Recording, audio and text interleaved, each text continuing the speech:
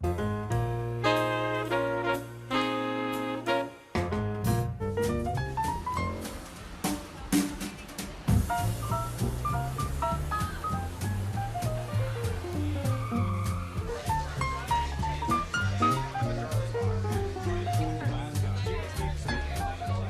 vibe of the Pepper Lounge is somewhere a cross between being in a 1950s Vegas show lounge and inside a genie's bottle. It's very lively, very energetic, can also be very quaint and romantic depending on what time and what day of the week you're here. Depending on who you talk to, we are known for our martinis first and foremost, and always have been. We are known for our food, my personal favorites, the lamb tenderloin entree, the ahi tuna. Our menu does change every 3 to 4 months, so you never know what to expect around here. Over the course of the last 9 years, we really haven't changed a whole lot. If it ain't broke, don't fix it. I think it's the old saying, you should expect to have a great time, whether you're with your mom and dad, or your girlfriend or boyfriend, or a group of friends.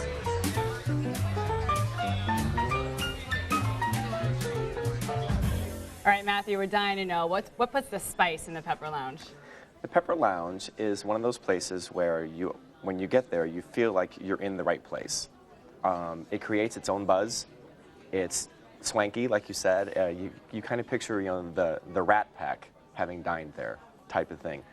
And the food, it just speaks for itself. It's wonderful. What did you have the last time you ate there? I had the grilled pork chop with the garlic, rosemary, mashed potatoes. It's plated beautifully. It's huge, and also I think I had shrimp for the appetizers and crab cakes, and just exquisite. And they have martinis as big as your head, which is always good. Right. Is that why you really like it? Oh yeah, Linda makes one of the best martinis in the city, so definitely. Now, Craig, when you went in, you were there for a pre-theater dinner, so you had to be like in and out. How did that work out for you? It actually worked out very well. The thing that impressed me was the staff was not only attentive, but they were very conversational. They came in, the barmaid was in fact dating somebody in the cast of the show we were going to, so she told us what to anticipate. She prompted the wait service to make sure that things were brought to us in order so that we could get out in time. So I just was real impressed with the friendliness, the atmosphere. It was very comfortable, just as he said. The decor is pretty interesting there, too, because it is kind of a throwback to the 1950s. And the chandeliers that they have in the restaurant actually were from the original Chicago theater.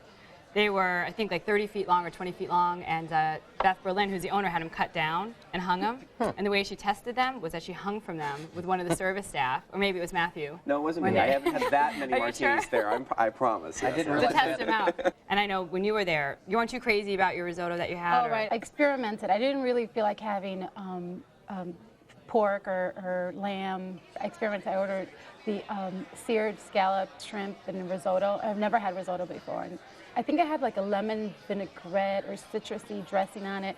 And I guess I shouldn't have experimented with something, but I tried it and it was a little mushy. So I didn't know if it should be that way or if I was just being picky. But it was, from what I ate, it was good.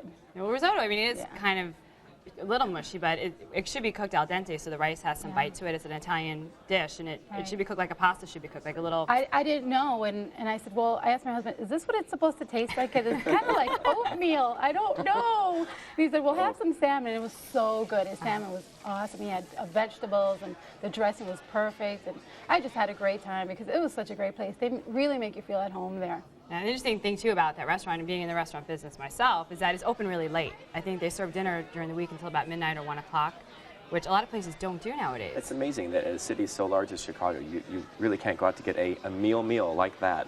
Right. Your selection, your choices are very, very few. So that's always, not that you should be eating at midnight, but, on that rare occasion when you have to because you've got guests or whatever. I think people like to go find a place where they can get a light bite. Or perhaps a chocolate martini, Matthew. You think? I think I saw you having one there once. I'm not sure. Maybe, maybe not. I don't, disclose any information. Right. But you've had the chocolate martinis? Chocolate martinis are a work of art. They're a lot of work to make, but it can be dessert. Well, what do you think the secret is to their martini? The chocolate martini? Now, if I tell, they're going to hunt me down. What's in that? It's a secret. Oh, this is one of your secrets. The special recipe. I think a good chocolate martini, you have to use Godiva liqueur, because that is the best. Okay, now see, now they're going to come hunt you down. Well, who doesn't use? We use it at Spago. We use Godiva. Right. I mean, I think it's the best one to use, but I think they really use a good amount of it to make it taste so chocolatey. I think that was one of the keys to my enjoyment of the experience. They make a great cocktail there. And, you know, so many places like to pour a heavy drink or a light drink, trying to do you a favor.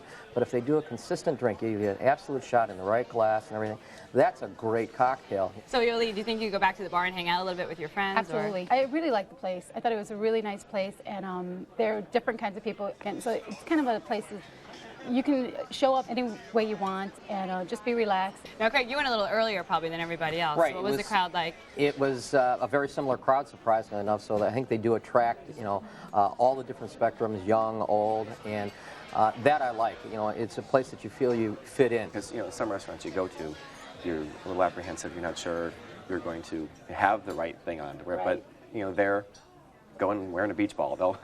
They'll seat you right away, probably Right before away. anyone else, Exactly. right? I think I was surprised on the decor outside, though. It belies what's inside, especially with the name lounge. I thought it was more of a, you know, a bar-type place. And when you get inside, it's not. This is a great place to experience. So, Matthew, this is your favorite place, so tell us why you think it deserves a standing ovation. Once you're there, I think you're hooked. And it's consistent, it evolves, and it's always worth a great conversation and a great time for you and the people you're with. And Craig, what about you? I would definitely go back. You felt very comfortable. It's in a great neighborhood. There's just a lot of action going on in the neighborhood, so that would be the place you'd want to settle in to spend an evening and feel very comfortable. And Yoli? It's definitely a place I'd go back with my girlfriends and hang out, and I think it's a really cool place that people should check out. Very nice. Where you can find all the fun at the Pepper Lounge at 3441 North Sheffield in Chicago, 773-665-7377. They're open for dinner Tuesday through Saturday from 6 p.m. to 1:30 a.m. and Sunday from 6 p.m. to midnight. They're closed on Mondays, and reservations are accepted, and the average tab without drinks is about $25.